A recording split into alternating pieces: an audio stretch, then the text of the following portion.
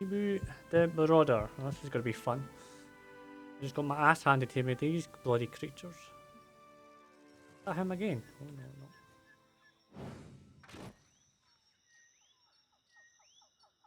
Barbarian bear. Careful. Look. What? Well, look at it.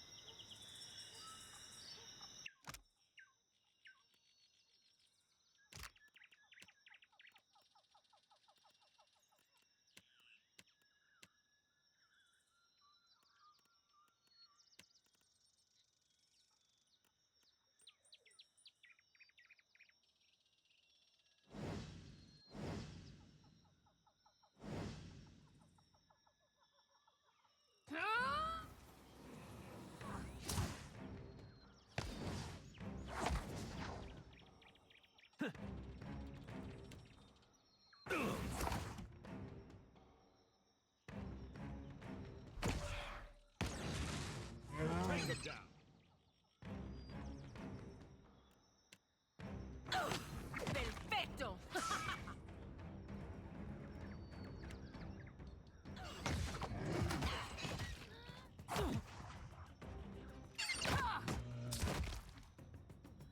Healing from Moon's Light. Let's go.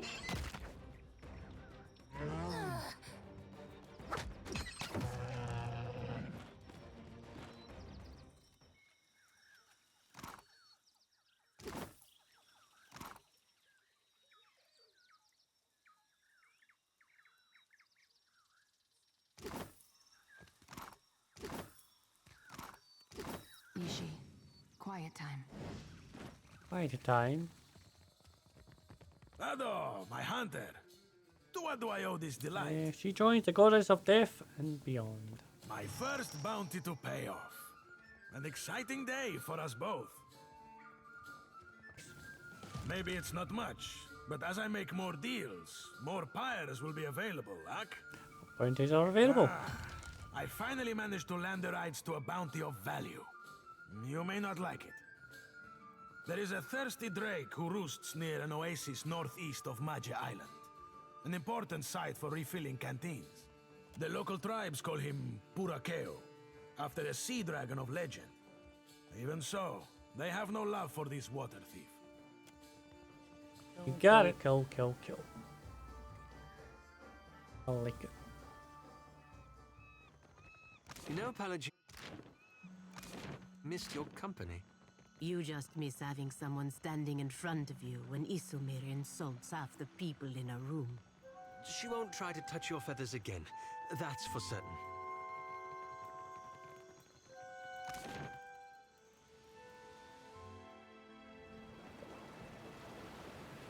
The sea here is fast and smooth as cyan glass, jumping up and down. Irina shouts and points to port at the pale pillar of the luminous Adra rising from beneath the surface of the water.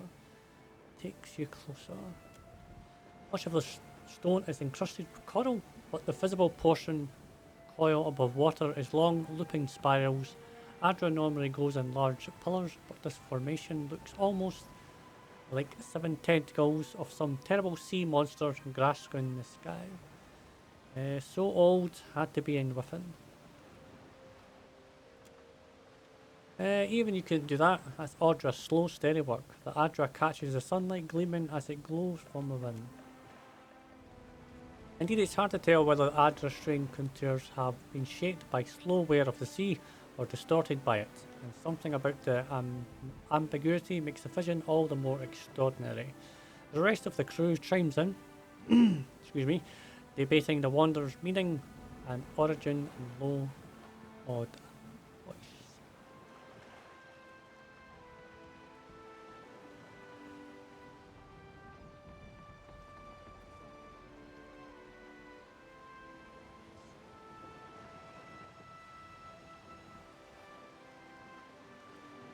Triumphant.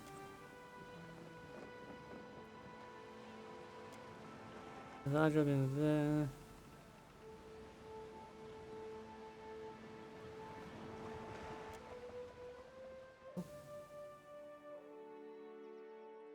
A few of these, eh?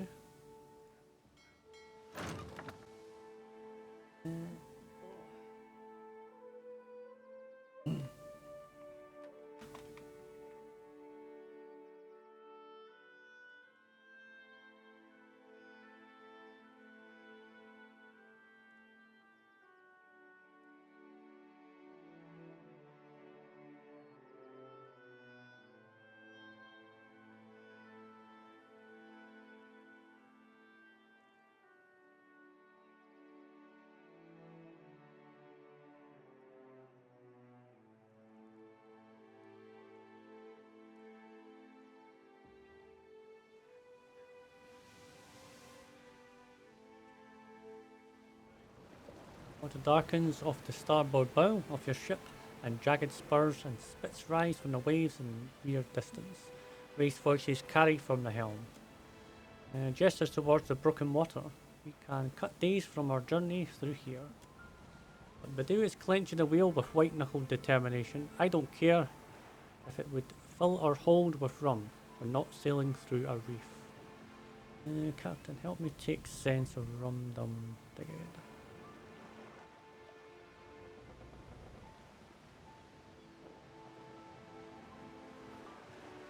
What's the condition of her hull? In good repair, Captain. I wouldn't sail through the reef myself, but it's good a time to try it. This is it. What is the Tara marvel? It's supposed to be a grand sight, an ancient mystery. I haven't seen it myself. England nods. A grey beard I chewed with clammed. I crewed with claimed to have seen it, swore it brought him 10 years of good health and foreboding winds, favourable winds. The other sailors murmur eagerly. Run us through it. The dead coral juts from the surface, grasping above like the legs of a spider, and the wind ruffles as it passes across the jagged structures. Below the water, schools of fish flash among the brilliant reefs. Tend to guide ship through the reef, but with a shudder and rattles your bones, the vessel scrapes against the reef.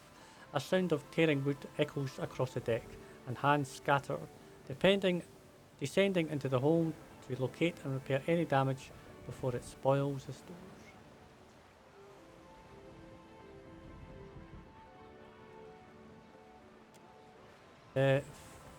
The variegated shallows give way to blue depths. An enormous Syn Cole opens around you, yawning wide enough to swallow the fleet of great. He sighs with relief as Rumdong searches the horizons for any sign of a mythical marvel. Died sail.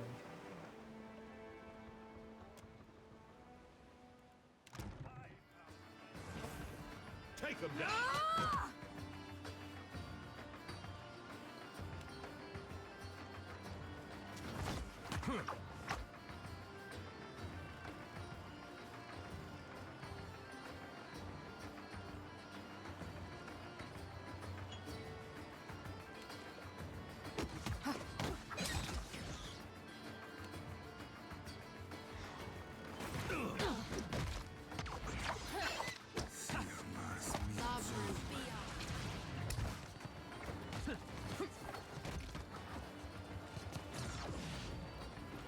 Things I wonder about these people.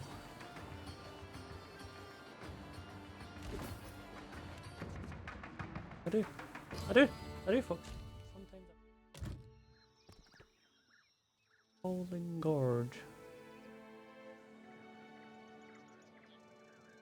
The desert wind carries a sibilant sirius to your ears from the canyon ahead.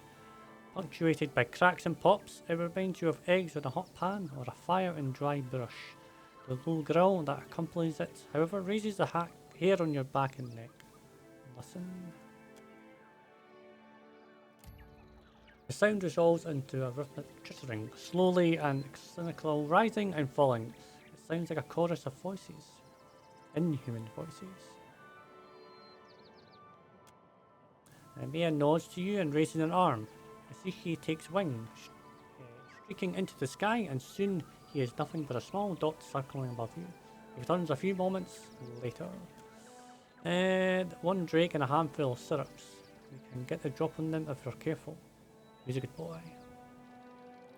Okay. Continue cautiously forward.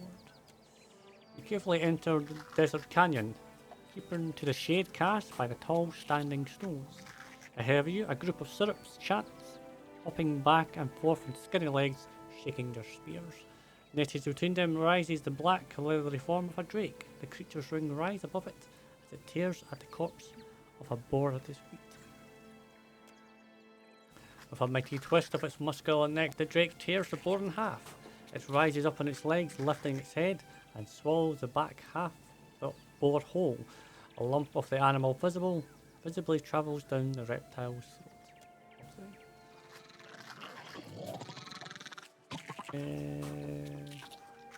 One of the syrup hops forward, it tears its feathered headdress from its head and tosses it aside.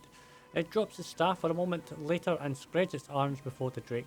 The large beast peers down at the syrup, then, with a flash of movement, eats the small wilder in a single bite. The other syrups cheer, banging their spears against their shields. You move quietly from stone to stone, entering the canyon without drawing attention. Wow, I've actually got it. I did not expect to get anywhere close to that.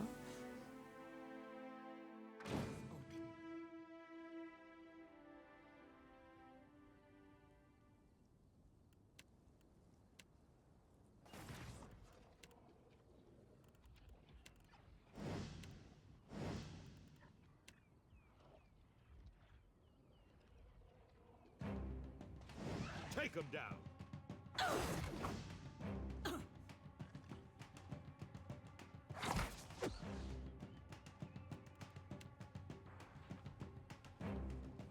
You see that, Ishi?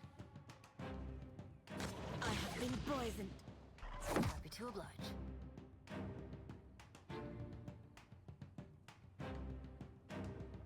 Knock me down.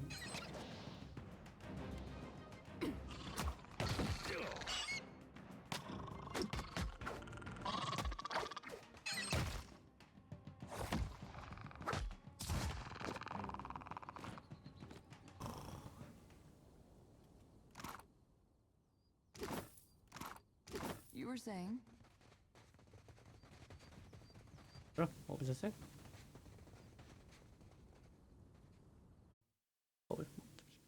Did I say anything? Did I say anything? I don't think I did.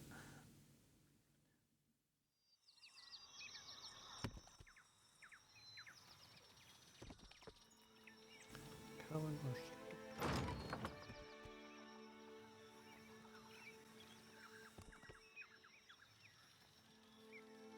You come upon the opening to a small cave. Putrid gusts of hot air burp from deep within, and you hear the faint chitter and hiss of syrups and earnest conversation. Your boots crunch through the drift of brittle bones as you creep into the syrup's lair.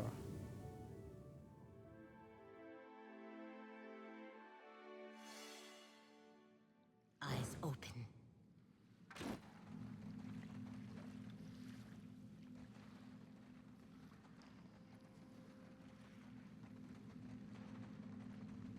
I've got it.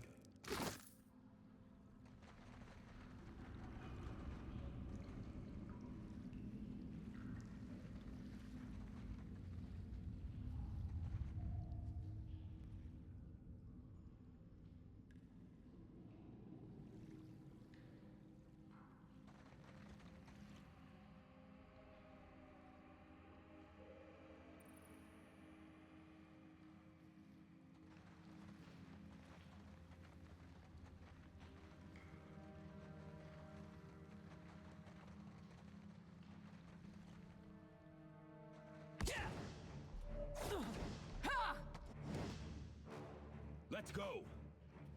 No.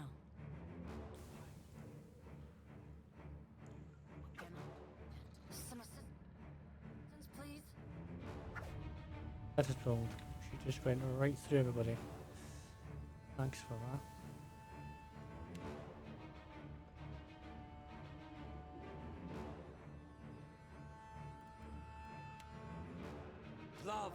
beyond seek. That's not very helpful. It's not.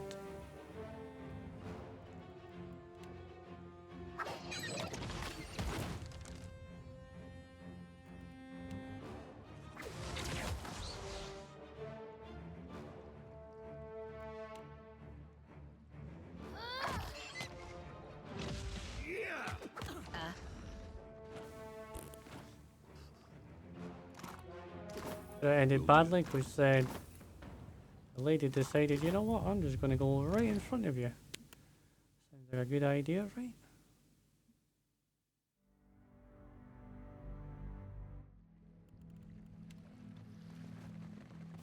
Mother Sharp Rock. From between the bars stares a frail and sickly syrup.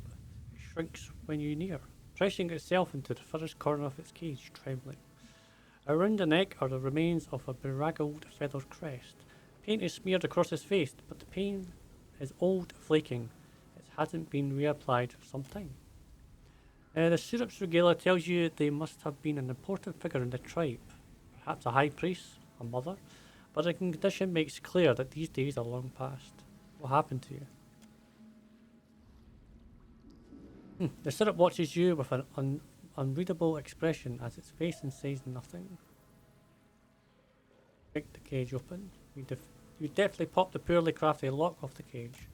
The syrup scrambles to get out of your reach. When you make no move to capture it, it stares between you and the open cage door, blinking rapidly. It tenses, then bursts out the door. Oi! Oi! Oi! The syrup watches you intently. Who locked you up? He scurries behind you and grabs hold of your leg. It points across the cave to the corpse of a large, well-adorned syrup, one of the champions and skirrels. Why are you following me? The syrup tilts its head slowly and blinks. It narrows its eyes, like it can't quite figure out what you mean. It glances back at the cage you freed it from, then stares at you expectantly. You always follow your leader around? Next time when you're like, you want to come with me? No, this must be someone from my crew. It stares at you unblinking and finally releases your leg. Then, when you make a move to chase it away, it hops up and down excitedly.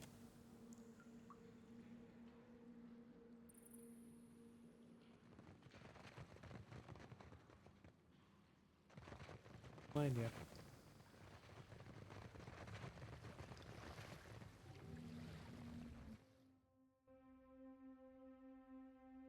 A pet? I don't know.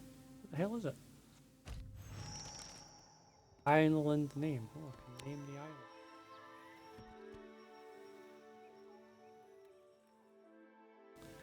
island. Bones crunch underfoot. Stone across the sand are skeletons half buried in wind-blown dunes or lying bleached and baking in the sun. The corpse still wear the tattered remains of their clothing, their packs tangled in their limbs. Rocks circle like vultures high above you. You feel a tug at your leg. Mother Sharp Rock clings to your boots, staring out at the dunes, then looks up at you. Her eyes are wide with fright. She fears this place.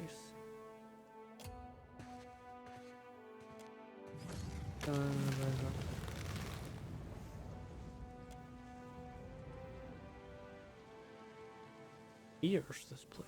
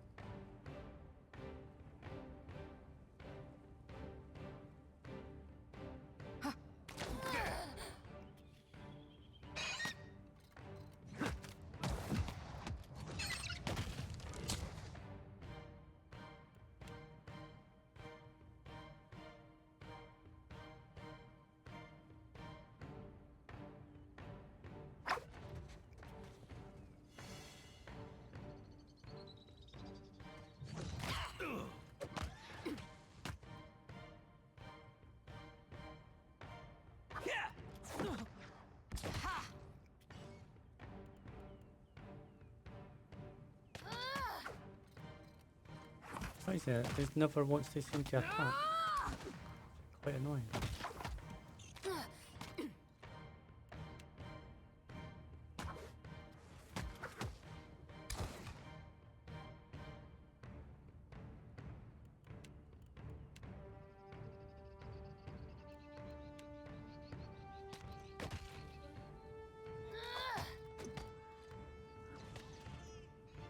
No mercy! Ha!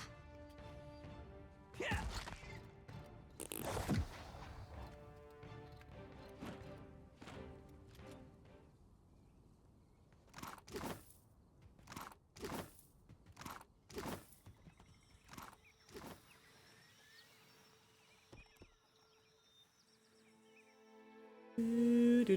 A leak fog crawls around your ankles. Breathless, whispering voices call to you from the darkness.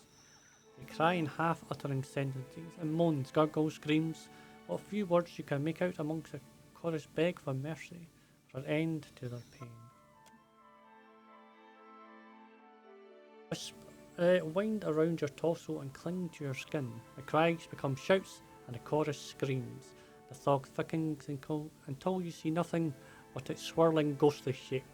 Dark forms appear in the fog, they encircle you one moment and disappear the next. Who's there? In an instant the shrieking gale ceases and shapes stutter to a halt. They linger for a moment, flickering uncertainly, then coalesce into a great darkness, rush towards you. Come at me, bro! Come at me, bro. Oh, great. Let's go.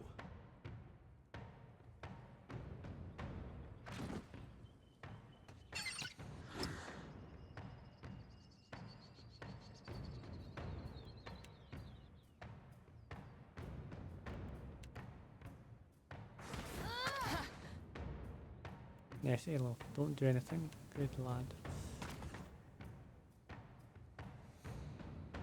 Got it. Speak for yourself. Strike. Basic enemies, I'm getting hammered by them actually.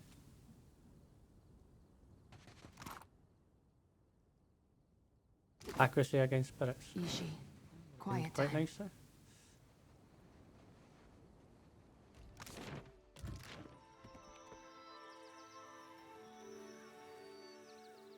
Bangalore ruins, eh? Ahead of you lie the ruins of an ancient complex. As you near the tumbled down stone entrance, you notice several curious drawings scrawled across the stone in a flaking brown paint. You bend down to get a better look, discover that the drawings depict violent images of decapitations, dismemberings, hangings, and sundry other terrors. Great! Light from distant torches flicker on the ruined walls. Unintelligible words float to you on a breeze that reeks of carrion and a metallic tang of blood. Oh, that sounds lovely. Don't it sound lovely? Don't it?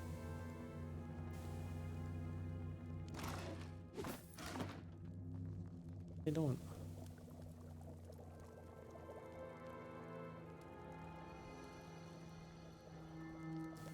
Somebody was hunting something, but I don't know what the hell it was.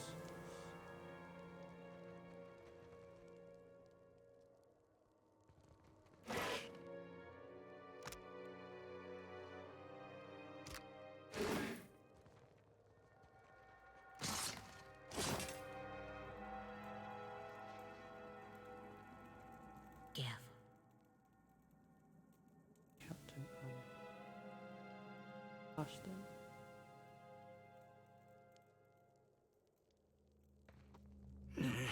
We had ribs last night. How about liver? Ah, my ma used to do a mean fried liver. Haunch it is then. Livers for dessert.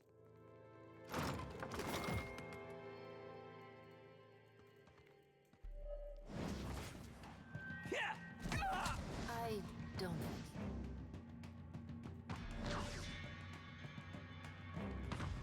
Move, please move, please move. Nope, you can't move. Are you fucking kidding me?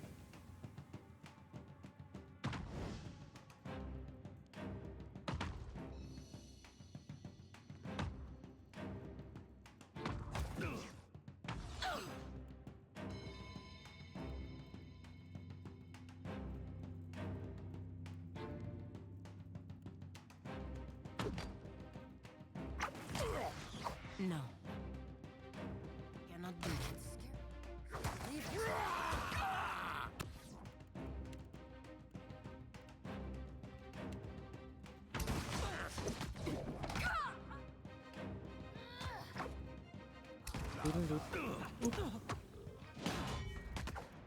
You see that, Ishi?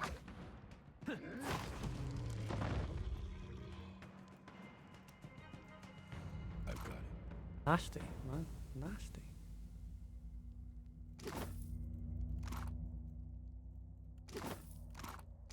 Or. Oof. What if we hear?